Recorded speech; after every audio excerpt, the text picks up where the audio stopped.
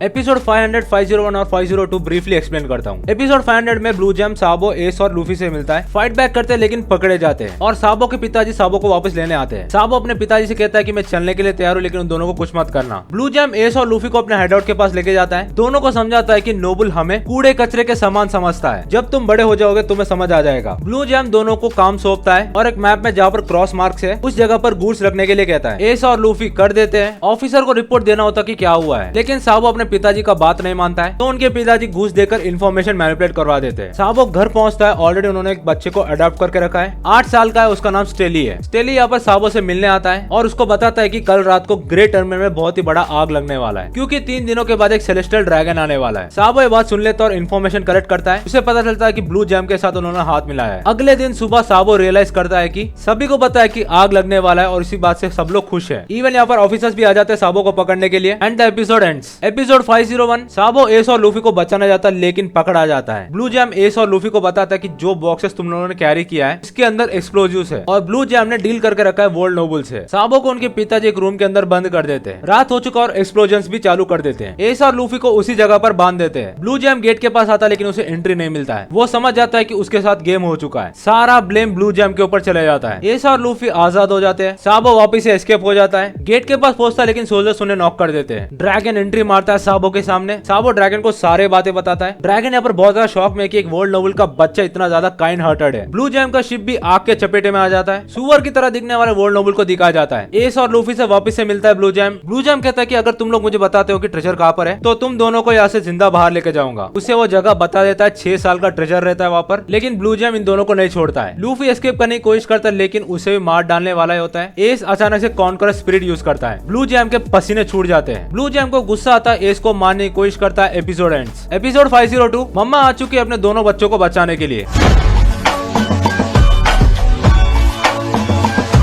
Blue jam को समझाती है कि ये मेरे बच्चे हैं, इनको कुछ होने नहीं दूंगी मैं, और उस जगह से भागने की कोशिश करते लेकिन एस नहीं भागता है। तो यहाँ पर ददान और एस दोनों रुक जाते हैं वहीं पर ही ब्लू जैम से लड़ने के लिए। ग्रे टर्मिनल में लोग सफर कर रहे हैं कि ये लोग बाहर नहीं निकल पा रहे हैं। सडनली यहाँ पे जोर से तूफान आता है और एक रास्ता बन जाता है और ड्रैगन आ चुका है इन सभी को सेव करने के लिए। पूरी रात तक आग जलता ही रहा। अगले दिन लूफी एस और ददान के पास जाना चाहता है लेकिन बहुत ज्यादा जख्मी है। सोल्जर्स भी आते हैं उस पूरे कबाड़े को क्लीन करने के लिए। साबो अवेक हो जाता है। एक सोल्जर साबो को पकड़ लेता है। साबो के ऊपर नजर रखने के लिए 2 सोल्जर्स को हायर कर लेता है। यही सोच रहा होता कि यहाँ से बाहर कैसे निकलूं, और वो दिन आ चुका है, सेलेस्टियल ड्रैगन आने वाला है। साबो एक लेटर लिखता है, सभी लोग गैदर हो जाते हैं, सेलेस्टियल ड्रैगन आने वाला है। लेकिन सडनली एक फिशिंग बोट सामने जा रहा होता है। साबो के पिताजी साबो को स्पॉट कर लेते हैं। इवन डोगरा भी स्पॉट कर लेता है। साबो साइड से निकल तो जाता है लेकिन पायरेट फ्लैग होने के कारण सेलेस्टियल ड्रैगन उस बोट को उड़ा देता है। गोवा किंगडम के सभी लोग शॉक हो जाते हैं। Episode ends. सब्सक्राइब।